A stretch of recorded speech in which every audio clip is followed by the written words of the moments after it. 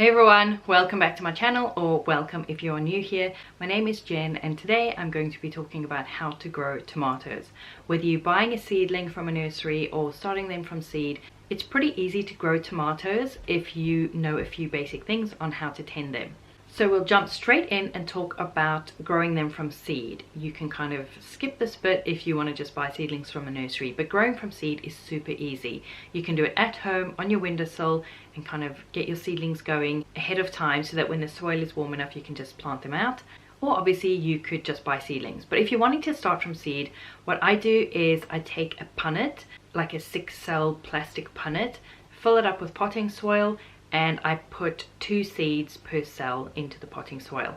You can get away with just putting 1 seed per cell if you don't mind that some of the cells might be empty, because not all of your seeds are guaranteed to germinate.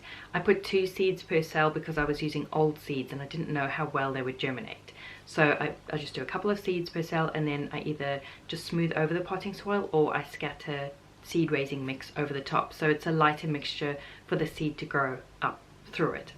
And then it's just a matter of keeping them somewhat protected from the elements. Obviously climate's going to vary wherever you're coming from, so I can't tell you exactly when to start your seeds, but you know, you can find out for your area when the last frost date is. That is when you want to plant your tomatoes out after that date, and then work back kind of 6 weeks before then, and that's when to start your seeds. So once my seeds have been sown and I've watered them, I just keep an eye on them, and if the soil starts to get dry, I give them a light misting. You don't want to make it too soggy because you don't want your seedlings to kind of go moldy or rot. I have a greenhouse. I hesitate to call it a greenhouse. It's not a glass greenhouse that's completely protected from the elements. It's more of a cold frame, and I keep my seedlings there. So they are somewhat protected from the weather, but they're not like in a hot spot. I don't put them on a heated mat or anything like that. You can put them on a windowsill in the house, but just be careful. If there are some really cold nights, windowsills get quite cold. So just take them off the windowsill at night if you're gonna have a bit of a cold snap. I really do not baby my tomatoes or any of the plants I grow. I want them to be tough. I treat them tough. I expect them to be tough. If they don't make it, they don't have a place in my garden, because I am not the kind of gardener who's going to baby my plants. So as your seedlings grow, you may find that all of the seeds, or both of the seeds that you put into each cell, germinate and start growing.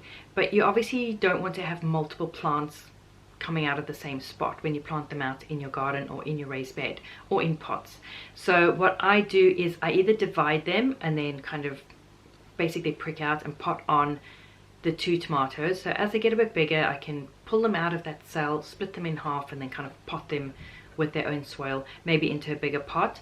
Or you can just go in with scissors and snip off the ones that you don't want. Choose the smaller of the 2 that have come up and just cut them off, and that plant will stop growing, and then the bigger one can kind of take over and be the only one growing in that cell.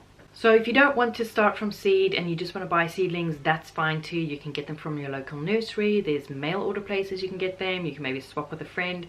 But once you've either grown or bought your seedlings and it's time to plant them out, here's what you do. So you dig a hole for your plant, and you can put things in there like fish heads or Epsom salts or eggshells. There's all kinds of things that people on the internet say to put in your soil. I don't put anything in. We have amazing soil. I live in South Taranaki in New Zealand. Our soil is phenomenal, and I generally don't put anything in there. Like I said, I don't fuss and faff around too much, and I just try to keep things simple, and I've never had a problem. But by all means, amend your soil if you need to. Now the hole that you dig to put your little tomato seedling into, you don't want it to be the same depth as the soil it's currently in. Have a look on your plant to where the bottom leaves are. Pluck those leaves off, and then you want to bury the stalk as deep as possible. What this does is all along that stem that you've now buried, it's going to put out roots. It gives it a much deeper and stronger root system than if you just buried it with its original root system. Not all plants like this obviously, but tomatoes absolutely love it. Stick them in deep. Some people lay it sideways. I don't see any real advantage to doing that. A nice deep root system, planting it straight in works for me. Do whichever you like, but definitely get more of that stalk planted so that it can put out more roots and be stronger. Okay, now tomatoes are going to need some tending. It's actually quite a nice restful activity to go out and tend your tomatoes every few days. They're going to need support and they're going to need pruning, which I'll get into in a minute. Support. There's a few ways you can do this. I've never actually got on with tomato cages, which are kind of like little frames that you put around tomatoes. We have super high winds where I live sometimes, and I just see all of those blowing over. Plus, I just feel it's difficult to get to your plant, to prune it and to harvest if you have this cage around it. So I don't do tomato cages. I either do string training or staking. So for string training, you just want to have some kind of a support above your tomato plant, and you tie a string, trail it down, and once you've planted your seedlings, you wind that string around the stem, and then you tie it onto some kind of a stake. I use landscape fabric staples, and that is your string. So then as the tomato plant grows taller, it's going to grow from the top, you just twist it around the string, and that string will support it all the way as it gets taller and taller. Most of my tomato plants go into my raised beds, and I don't have any overhead system where I can tie string onto, so I use stakes. I use rebar that I get from the hardware store. This is a way of buying stakes once, and they're going to last me for the rest of my life. So you stick your stake in, you can use whatever stakes you like. You don't have to use rebar, you can use canes or whatever kind of stakes you have. Stick it in the ground and then fasten your tomato plant to it. You don't want to tie it on tightly because it's going to get thicker and bigger as it grows, but you do want it to be firmly attached so it's not going to be shaking around and breaking. I use these Velcro ties. I think they are amazing. They're inexpensive and you can just reuse them year after year after year. I got mine from Bunnings. I will link it down below. I'll try and find something similar on Amazon and link that. You just wrap it around and touch it together, and that's it. It's tied, and when you want to take it apart or move it, you just pull it apart. It's Velcro. It's like hook and loop tape. Amazing. Absolutely love it. If you want to faff around with string, tying knots, or like old tights or torn up strips of t-shirt, you can use all of that, but I just find that these work the best. Okay, now the first thing your plant's going to do when it starts to grow is it's going to put out suckers. So your tomato plant consists of a stem, like the main trunk of the plant. It's going to have leaf stalks coming out from the sides, and on the tip of the stem it's going to have a growing point. Now these suckers will form between the main stalk and the leaf stem, and if you leave that, it's going to create a whole nother main stalk with a growing tip on it. So you can see if this forms in every leaf node, you're just going to have a bush and it's going to go wild, because then that main stem is going to be growing off in different directions, and then that's going to have suckers coming out of those leaf apexes. It's going to turn into absolutely chaos very quickly. It's going to become unmanageable.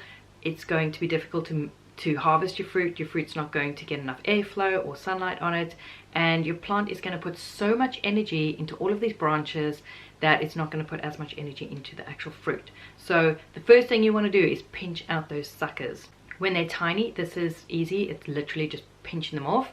If you have left it a few days and you go out to tend your tomato plants and find that they're starting to form quite big branches, just get your clippers out and cut them off.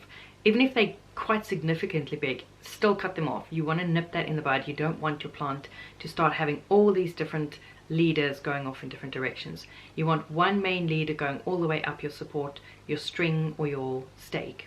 As far as watering goes, you can use a drip system, you can hand water, you can stand with a hose. I will say it is much better to leave them for a week or so and then give them a really good deep soaking than to give them a sprinkling every single day. You want to water very deeply and not too often. If you do it too often, you're going to create powdery mildew and kind of mold issues. And if you do it too shallowly, you're going to encourage all these shallow roots on the surface of the soil. So you want a nice, good, deep soaking, and you don't have to do that every day. It's better not to. Maybe just do that once a week, depending obviously on what your weather's doing, if you're getting any rain, how hot it is, if it's in a pot or if it's in the ground or if it's in a raised bed. But yeah, don't let them go too long that they start wilting and drying out. A little bit of wilt is fine, but obviously you want to water them before they start dying of thirst. Mulching your plants definitely helps to keep the moisture in. You want to water them thoroughly and then get some nice thick mulch on there. And then my favorite part, once you see any fruit develop, so they'll start out as little yellow blossoms, you can look in there, and as soon as you see a little green tomato forming, you cut off all of the leaves below the fruit. This is so satisfying to do.